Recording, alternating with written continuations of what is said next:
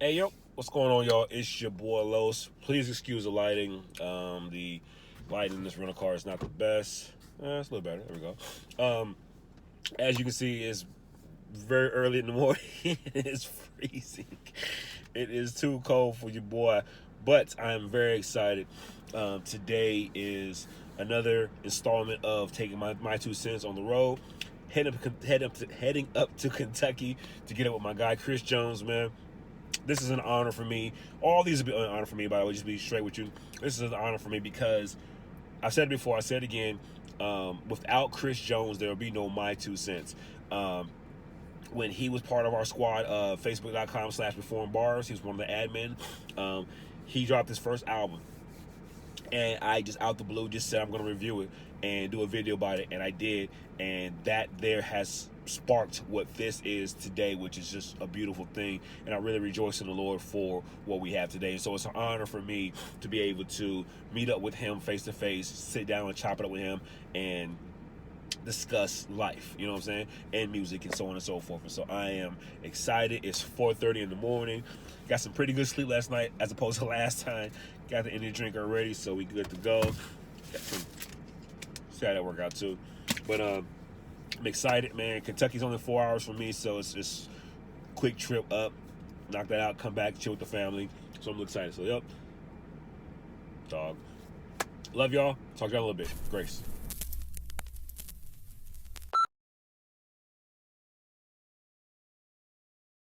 The mindset of the Spirit is life and peace. Now, the mindset of the flesh, which will not fulfill the law, is death. Are you considering your mindset?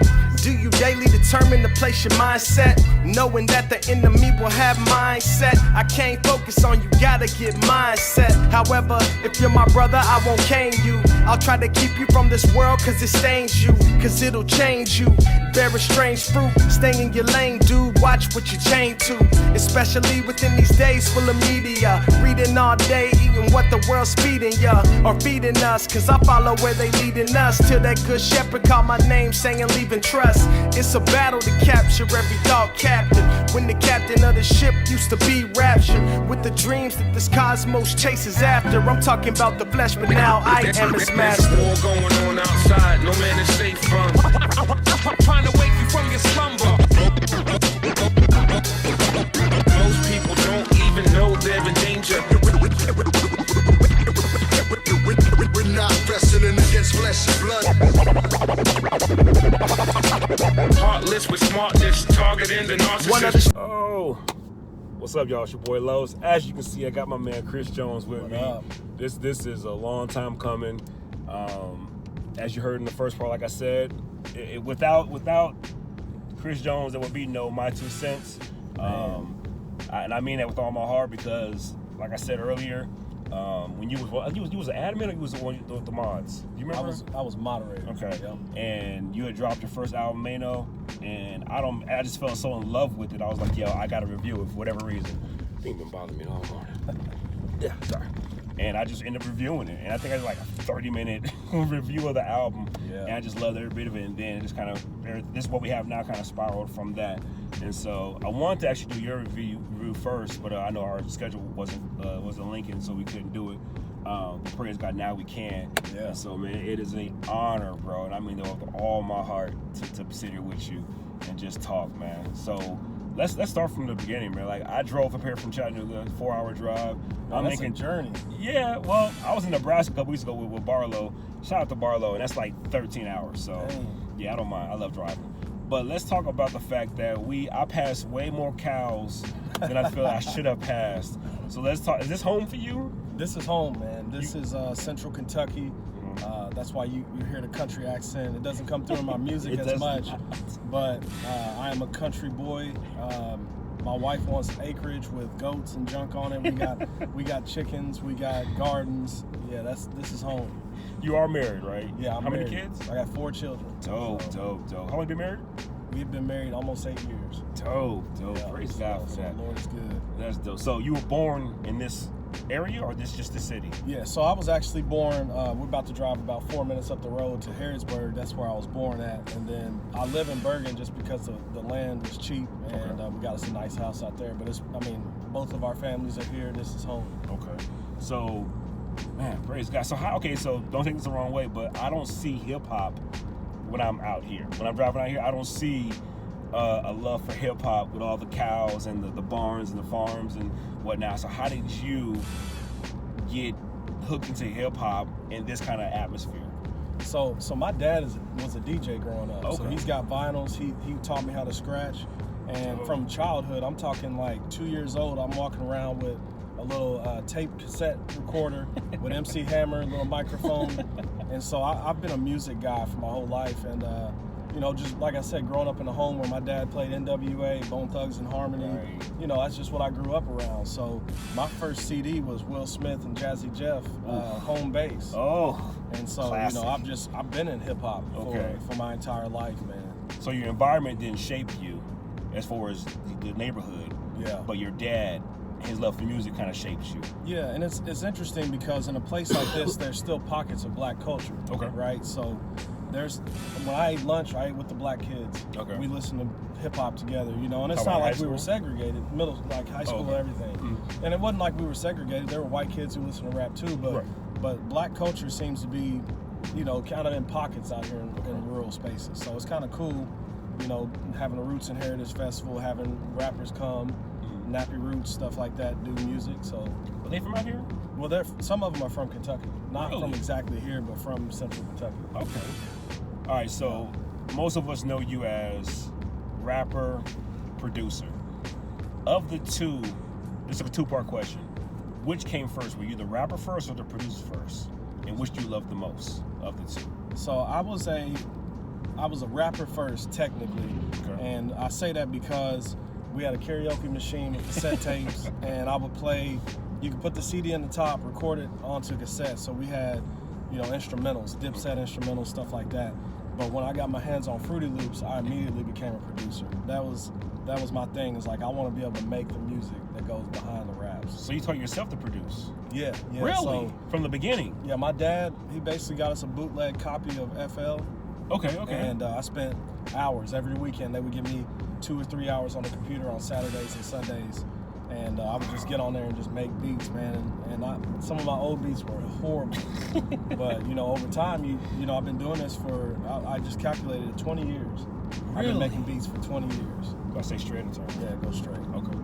So how you been rapping for what, 21, 22 years? I mean, my first actual album as a secular artist, whatever you want to call it, is probably 2004. Okay. Back in freshman in high school, but as far as Christian hip hop goes, 06. I've been doing it since then, since I got saved. So do you fancy yourself as a rapper or a producer or both or neither? I would consider myself both. I'm a producer who raps and can sing a little bit. So Yeah, I wanted to talk to you about that, but we'll keep this peaceful. No, I'm playing. that's wrong. No, I'm messing. No, cause actually you sung a little bit more on Trinity than you did on the first album, Mano, and also is it Sentinel? The Sentiment. Yeah. Sentiment. That's an old album, isn't it? Yeah. Okay, yeah. So you didn't sing much on those two, but I know she sung a whole lot more on Trinity. You got a little more comfortable. Actually, Love, one with Zayon and Strat. Yeah. Zion, I'm sorry. Zay. Zay, goodness gracious. Zay and Strat. I know she sung a whole lot more on that album and that song as well. So is singing has always been something that you wanted to do as far as rapping, or that just kind of came as you couldn't find nobody? It's interesting because I've been a singer. Okay. I've been in choruses, choirs. I've been in state choir back when I was a kid. I mean, I've done singing. It's just hip hop.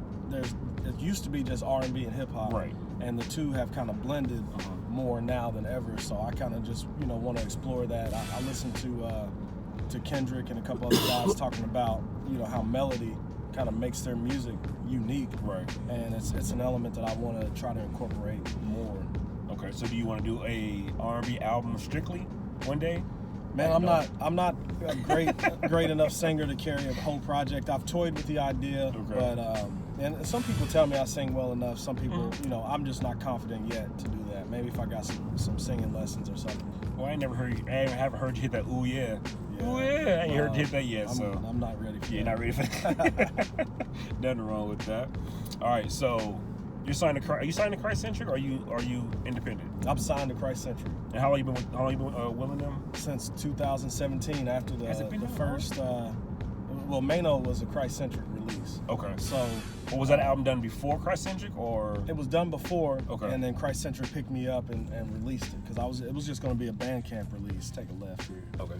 Yeah, I was just going to drop it on Bandcamp like the Sentiment, and Jose actually heard it. He was giving me some tips on it, how to improve, and then he pushed it to Will. Will heard it. They were like, man, we got to get you on the label. We're gonna drop this project, and so I've been on Chrys Centric since 2017. So wait, so the entire Main on Song album was done before Chrys Centric. Yeah. So you had relationships with Josh and Garion and Monty and who else was on that album?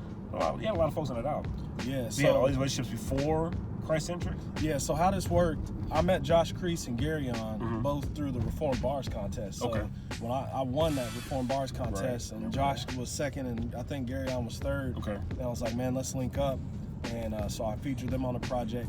Jay Monty, it's funny, man. Like I've talked to him a couple of times, but he was just on Twitter saying like feature for $200, and my homeboy Aaron Warner paid the money for the feature. Oh wow!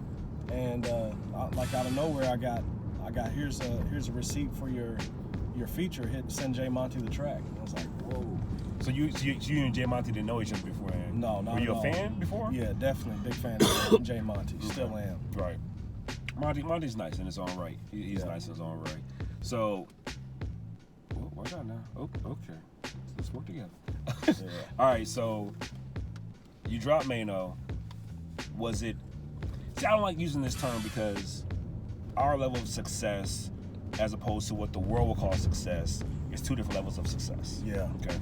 So, let me ask you this question here first. What would you consider in Chrys's mindset successful? Man, so I've always been an indie kind of low-key artist. So the fact that it reaches 1,000 plays, 2,000 plays, something like that, that's good for me. Okay. Because like I said, I'm from a small town, not huge in hip hop. So the fact that I'm able to reach hundreds or even thousands of people with my music is successful to me. So you consider Mano a successful album? Oh yeah. Okay. Yeah, it's really what opened the doors for me to be able to rap at the Wrath and Grace conference. It opened up my fan base to a different crowd, man. The crowd that was listening to the artists that I grew up listening to. So Evangel, Shy Lynn, so the fans of their music are now fans of mine. Right. And I would even consider it, again, success or whatever you want to call it. When Shy Lynn tweeted about my album, man, that was like that was a special moment.